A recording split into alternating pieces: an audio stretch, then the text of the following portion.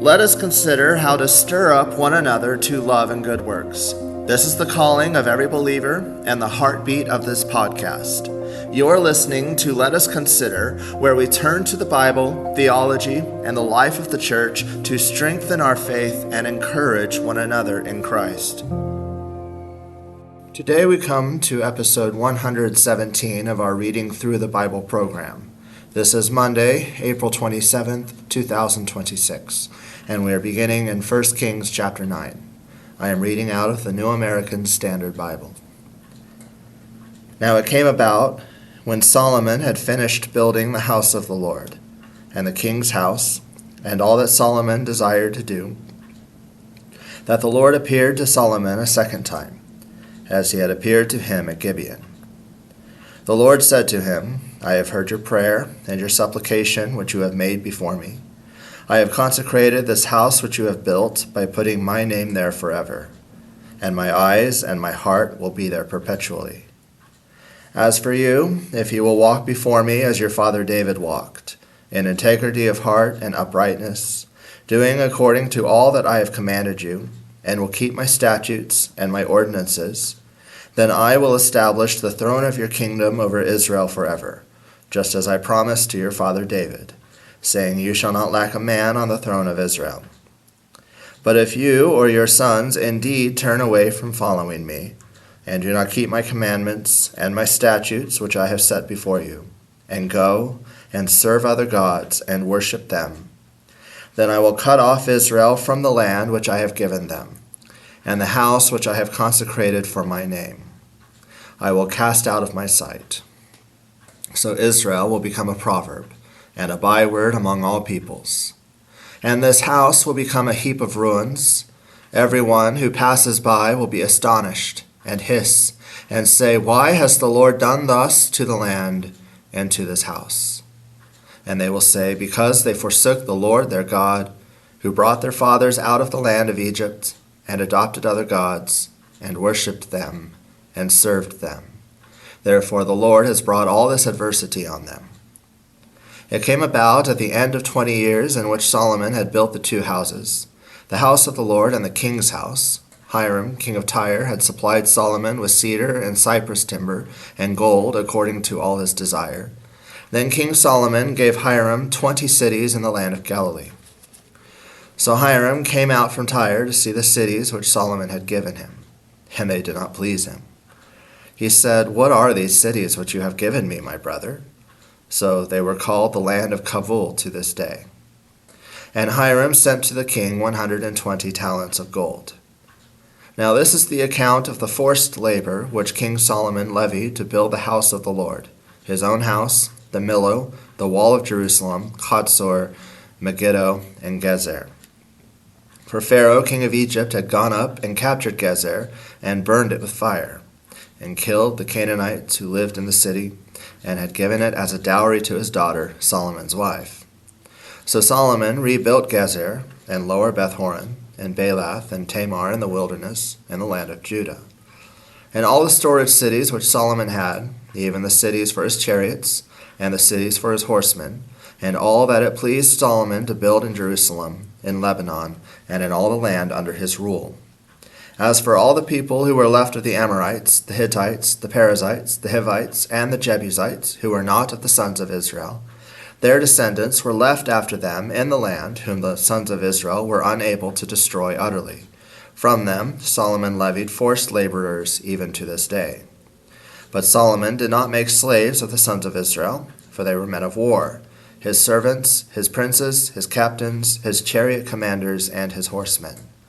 These were the chief officers who were over Solomon's work, 550, who ruled over the people doing the work. As soon as Pharaoh's daughter came up from the city of David to her house, which Solomon had built for her, then he built the Millo. Now 3 times in a year Solomon offered burnt offerings and peace offerings on the altar which he built to the Lord, burning incense with them on the altar which was before the Lord. So he finished the house. King Solomon also built a fleet of ships in Ezion-Geber, which is near Eloth on the shore of the Red Sea in the land of Edom. And Hiram sent his servants with the fleet, sailors who knew the sea, along with the servants of Solomon. They went to Ophir and took 420 talents of gold from there and brought it to King Solomon. Now when the queen of Sheba heard about the fame of Solomon concerning the name of the Lord, she came to test him with difficult questions. She came to Jerusalem with a very large retinue, with camels carrying spices, and very much gold and precious stones. When she came to Solomon, she spoke with him about all that was in her heart. Solomon answered all her questions. Nothing was hidden from the king which he did not explain to her. When the queen of Sheba perceived all the wisdom of Solomon, the house that he had built, the food of his table, the seating of his servants, the attendance of his waiters and their attire, his cupbearers, and his stairway by which he went up to the house of the Lord, there was no more spirit in her. Then she said to the king, "It was a true report which I heard in my own land about your words and your wisdom. Nevertheless, I did not believe the reports until I came and my eyes had seen it. And behold, the half was not told me. You exceed in wisdom and prosperity the report which I heard. How blessed are your men! How blessed are these your servants who stand before you continually and hear your wisdom. Blessed be the Lord your God who delighted in you to set you on the throne of Israel, because the Lord loved Israel forever, therefore he made you king, to do justice and righteousness." She gave the king 120 talents of gold, and a very great amount of spices and precious stones. Never again did such abundance of spices come in as that which the queen of Sheba gave King Solomon. Also the ships of Hiram, which brought gold from Ophir, brought in from Ophir a very great number of almug trees and precious stones. The king made of the almug trees supports for the house of the Lord and for the king's house, also lyres and harps for the singers. Such almug trees have not come in again, nor have they been seen to this day. King Solomon gave to the queen of Sheba all her desire which she requested, besides what he gave her according to his royal bounty. Then she turned and went to her own land together with her servants. Now the weight of gold which came in to Solomon in 1 year was 666 talents of gold. Besides that, from the traders and the wares of the merchants and all the kings of the Arabs and the governors of the country. King Solomon made 200 large shields of beaten gold, using 600 shekels of gold on each large shield. He made 300 shields of beaten gold, using 3 minas of gold on each shield, and the king put them in the house of the forest of Lebanon. Moreover, the king made a great throne of ivory and overlaid it with refined gold. There were 6 steps to the throne, and a round top to the throne at its rear, and arms on each side of the seat, and 2 lions standing beside the arms. 12 lions were standing there on the 6 steps on the one side and on the other. Nothing like it was made for any other kingdom. All King Solomon's drinking vessels were of gold, and all the vessels of the house of the forest of Lebanon were of pure gold. None was of silver. It was not considered valuable in the days of Solomon. For the king had at sea the ships of Tarshish with the ships of Hiram. Once every 3 years the ships of Tarshish came bringing gold and silver, ivory and apes and peacocks. So King Solomon became greater than all the kings of the earth in riches and in wisdom. All the earth was seeking the presence of Solomon to hear his wisdom which God had put in his heart.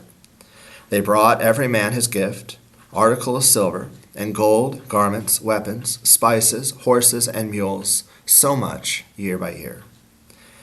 Now Solomon gathered chariots and horsemen, and he had 1,400 chariots and 12,000 horsemen, and he stationed them in the chariot cities and with the king in Jerusalem. The king made silver as common as stones in Jerusalem, and he made cedars as plentiful as sycamore trees that are in the lowland. Also Solomon's import of horses was from Egypt and Kue, and the king's merchants procured them from Kue for a price. A chariot was imported from Egypt for 600 shekels of silver, and a horse for 150, and by the same means they exported them to all the kings of the Hittites and to the kings of the Arameans. Now King Solomon loved many foreign wives, along with the daughter of Pharaoh, Moabite, Ammonite, Edomite, Sidonian, and Hittite women, from the nations concerning which the Lord had said to the sons of Israel, "You shall not associate with them, nor shall they associate with you, for they will surely turn your heart away after their gods." Solomon held fast to these in love. He had 700 wives, princesses, and 300 concubines, and his wives turned his heart away. For when Solomon was old, his wives turned his heart away after other gods, and his heart was not wholly devoted to the Lord his God, as the heart of David his father had been. For Solomon went after Ashtoreth, the goddess of the Sidonians, and after Milcom, the detestable idol of the Ammonites. Solomon did what was evil in the sight of the Lord, and did not follow the Lord fully, as David his father had done. Then Solomon built a high place for Chemosh, the detestable idol of Moab, on the mountain which is east of Jerusalem, and for Moloch, the detestable idol of the sons of Ammon. Thus also he did for all his foreign wives, who burned incense and sacrificed to their gods. Now the Lord was angry with Solomon, because his heart was turned away from the Lord, the God of Israel, who had appeared to him twice, and had commanded him concerning this thing, that he should not go after other gods. But he did not observe what the Lord had commanded. So the Lord said to Solomon, Because you have done this, and you have not kept my covenant and my statutes, which I have commanded you, I will surely tear the kingdom from you, and will give it to your servant. Nevertheless, I will not do it in your days for the sake of your father David, but I will tear it out of the hand of your son. However, I will not tear away all the kingdom, but I will give you one tribe to your son, for the sake of my servant David, and for the sake of Jerusalem, which I have chosen. Then the Lord raised up an adversary to Solomon, Hadad the Edomite. He was of the royal line in Edom. For it came about, when David was in Edom, and Joab, the commander of the army, had gone up to bury the slain, and had struck down every male in Edom. For Joab and all Israel stayed there 6 months, until he had cut off every male in Edom, that Hadad fled to Egypt, he and certain Edomites of his father's servants with him, while Hadad was a young boy. They arose from Midian and came to Paran, and they took men with them from Paran and came to Egypt, to Pharaoh king of Egypt, who gave him a house and assigned him food and gave him land. Now Hadad found great favor before Pharaoh, so that he gave him in marriage the sister of his own wife, the sister of Tahpenes the queen. The sister of Tahpenes bore his son Genubath, whom Tahpenes weaned in Pharaoh's house, and Genubath was in Pharaoh's house among the sons of Pharaoh. But when Hadad heard in Egypt that David slept with his fathers, and that Joab the commander of the army was dead, Hadad said to Pharaoh, Send me away, that I may go to my own country. Then Pharaoh said to him, But what have you lacked with me, that behold, you are seeking to go to your own country? And he answered, Nothing. Nevertheless, you must surely let me go. God also raised up another adversary to him, Rezon the son of Eliada, who had fled from his lord Hadadezer, king of Zobah. He gathered men to himself and became leader of a marauding band, after David slew them of Zobah, and they went to Damascus and stayed there, and reigned in Damascus. So he was an adversary to Israel all the days of Solomon, along with the evil that Hadad did, and he abhorred Israel and reigned over Aram. Then Jeroboam the son of Nebat, an Ephraimite of Zeradah, Solomon's servant, whose mother's name was Zeruiah, a widow, also rebelled against the king. Now this was the reason why he rebelled against the king. Solomon built the Millo and closed up the breach of the city of his father David. Now the man Jeroboam was a valiant warrior, and when Solomon saw that the young man was industrious, he appointed him over all the forced labor of the house of Joseph. It came about at that time, when Jeroboam went out of Jerusalem, that the prophet Ahijah the Shilonite found him on the road. Now Ahijah had clothed himself with a new cloak, and both of them were alone in the field. Then Ahijah took hold of the new cloak which was on him, and tore it into 12 pieces. He said to Jeroboam, Take for yourself 10 pieces, for thus says the Lord, the God of Israel, Behold, I will tear the kingdom out of the hand of Solomon, and give you 10 tribes. But he will have 1 tribe for the sake of my servant David, and for the sake of Jerusalem, the city which I have chosen from all the tribes of Israel, because they have forsaken me, and have worshipped Ashtoreth, the goddess of the Sidonians, Chemosh, the god of Moab, and Milcom, the god of the sons of Ammon. And they have not walked in my ways, doing what is right in my sight, and observing my statutes and my ordinances, as his father David did. Nevertheless, I will not take the whole kingdom out of his hand, but I will make him ruler all the days of his life, for the sake of my servant David whom I chose, who observe my commandments and my statutes. But I will take the kingdom from his son's hand and give it to you, even 10 tribes. But to his son I will give 1 tribe, that my servant David may have a lamp always before me in Jerusalem, the city where I have chosen for myself to put my name. I will take you, and you shall reign over whatever you desire, and you shall be king over Israel. Then it will be that if you listen to all that I command you, and walk in my ways, and do what is right in my sight, by observing my commandments and my statutes, as my servant David did, then I will be with you, and build you an enduring house as I built for David, and I will give Israel to you. Thus I will afflict the descendants of David for this, but not always. Solomon sought therefore to put Jeroboam to death. But Jeroboam arose and fled to Egypt, to Shishak, king of Egypt, and he was in Egypt until the death of Solomon. Now the rest of the acts of Solomon, and whatever he did, and his wisdom, are they not written in the book of the acts of Solomon? Thus the time that Solomon reigned in Jerusalem over Israel was 40 years. And Solomon slept with his fathers, and was buried in the city of his father David, and his son Rehoboam reigned in his place. Psalm 83, a song, a psalm of Asaph. O God, do not remain quiet. Do not be silent. And, O God, do not be still. For behold, your enemies make an uproar, and those who hate you have exalted themselves. They make shrewd plans against your people, and conspire together against your treasured ones. They have said, Come, and let us wipe them out as a nation, that the name of Israel be remembered no more. For they have conspired together with one mind. Against you they make a covenant. The tents of Edom and the Ishmaelites, Moab and the Hagrites, Gebal and Ammon and Amalek, Philistia with the inhabitants of Tyre. Assyria has joined with them. They have become a help to the children of Lot. Selah. Deal with them as with Midian, as with Sisera and Jabin at the torrent of Kishon, who were destroyed at Endor, who became as dung for the ground. Make their nobles like Oreb and Zeb, and all their princes like Zebah and Zalmunna, who said, Let us possess for ourselves the pastures of God. O my God, make them like the whirling dust, like chaff before the wind, like fire that burns the forest, and like a flame that sets the mountains on fire. So pursue them with your tempest, and terrify them with your storm. Fill their faces with dishonor, that they may seek your name, O Lord. Let them be ashamed and dismayed forever, and let them be humiliated and perish, that they may know that you alone, whose name is the Lord, are the most high over all the earth. Proverbs 21. The king's heart is like channels of water in the hand of the Lord. He turns it wherever he wishes.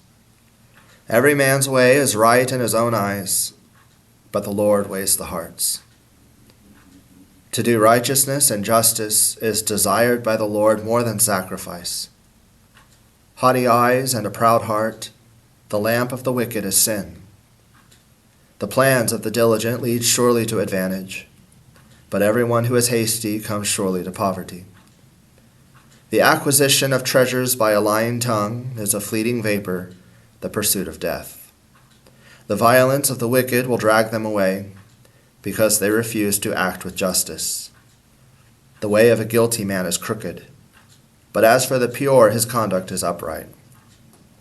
It is better to live in a corner of a roof than in a house shared with a contentious woman. The soul of the wicked desires evil. His neighbor finds no favor in his eyes. When the scoffer is punished, the naive becomes wise. But when the wise is instructed, he receives knowledge. The righteous one considers the house of the wicked, turning the wicked to ruin. He who shuts his ear to the cry of the poor will also cry himself and not be answered. A gift in secret subdues anger, and a bribe in the bosom strong wrath. The exercise of justice is joy for the righteous, but is terror to the workers of iniquity. A man who wanders from the way of understanding will rest in the assembly of the dead. He who loves pleasure will become a poor man.